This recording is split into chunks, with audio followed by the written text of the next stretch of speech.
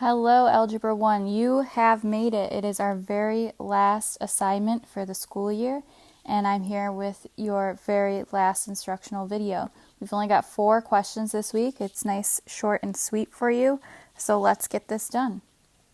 Number 1, solve the following equation for x. So I see my x is right here, so that's the guy I want to get by itself. So the very first thing when solving an equation is to combine like terms. So I've got b and 4b on the same side. b plus 4b is 5b. So I have 5b plus ax equals cd minus 3b. With the goal of getting x by itself, I want to move everything away from the x.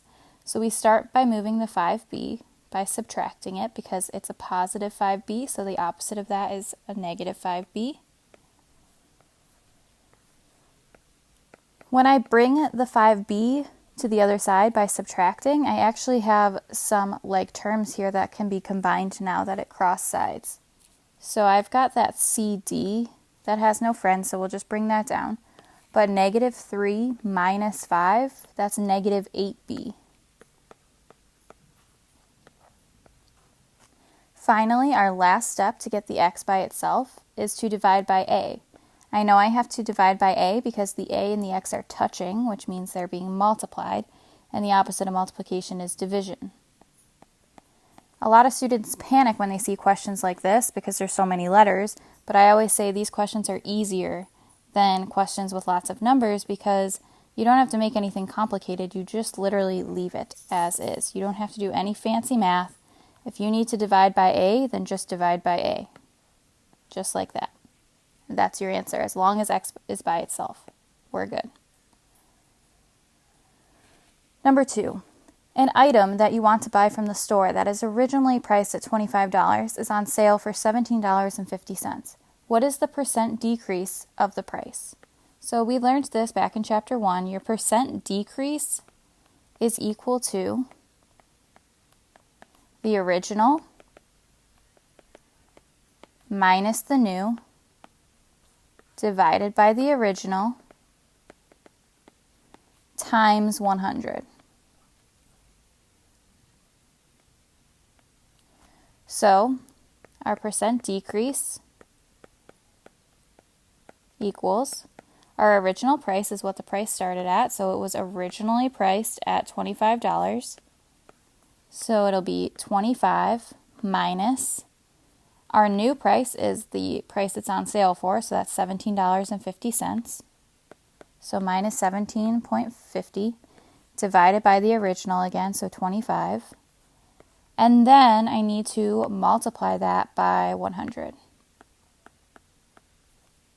So my percent decrease equals, I'm going to take care of the fraction first, so 25 minus 17.5.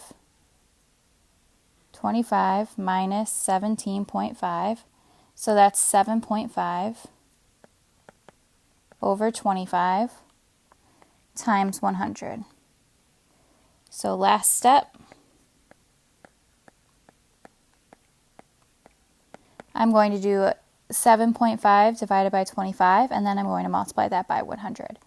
So we have the numerator, which is 7.5, divided by the 25, enter, I get 0.3, and then I multiply that by 100. So I get 30. So that means the percent decrease is 30%. That means that the item was on sale for 30% off.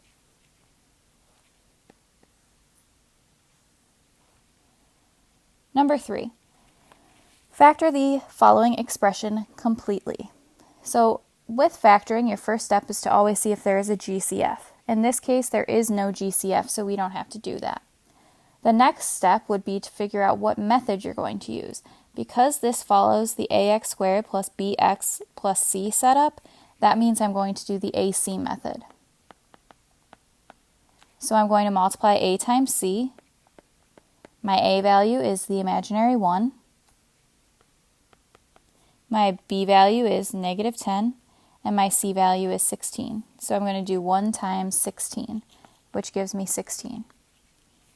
Then I'm going to set up my t-chart.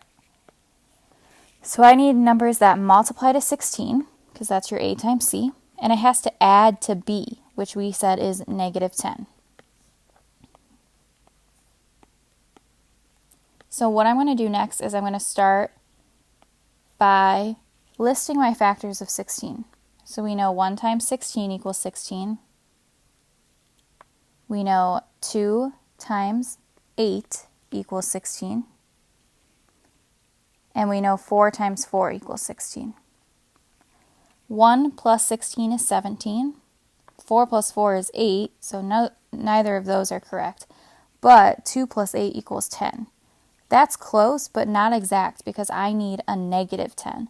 So remember, the other way to get a positive number with multiplying is to have two negatives. So if I do negative 2 times negative 8, I also get positive 16, and then negative 2 plus negative 8 gives me negative 10.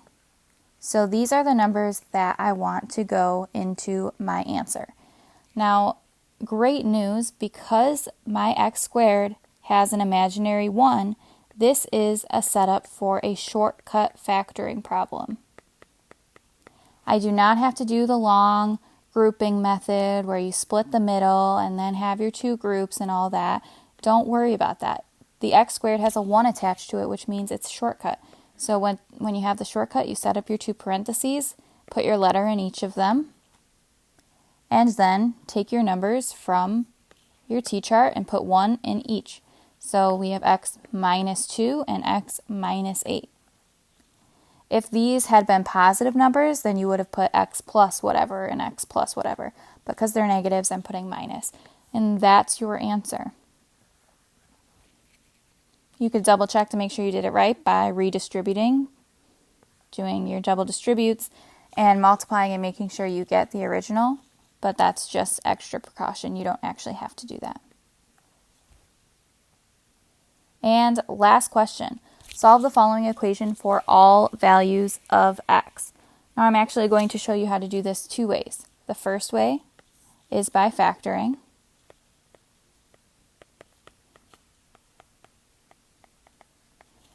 So we'll do that, and then way 2 is by solving for x.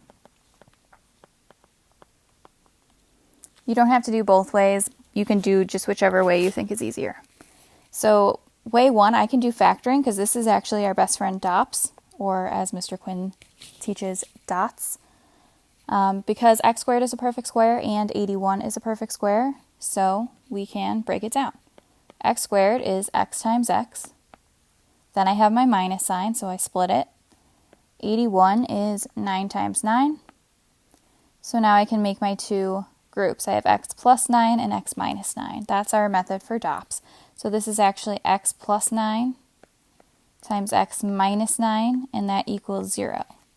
And now that I have my factors, I can draw my line and set both of these equal to 0 and solve for x. So I subtract 9 over here, and I get x equals negative 9. And I add 9 over here, and I get x equals positive 9. So that's one way. The other way is we can actually just solve for x, and the reason we can just get the x by itself is because this problem just has one x in it. It has the x squared. If there had been another x, like a x squared plus x minus 81 or something, like this question, how we had this x and then that x separate, you would not be able to do this. But because it's just this guy, we can get it by itself.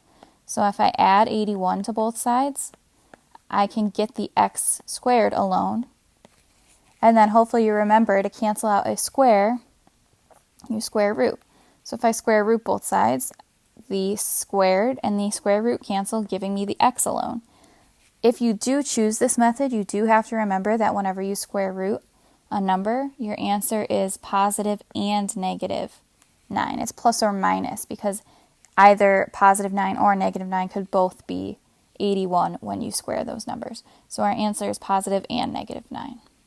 So either way you do it, you do get the same answers. So you choose whichever method you think is easier. And that's it. We are at the end of your very last assignment. So once you have completed your questions for the assignment that are similar to these questions and submit it, you are done with algebra, assuming that you do not owe any past assignments. If you still owe any assignments from weeks 1 through 6, make sure those get turned in. And then once those are all turned in, you're done. Congratulations. Have a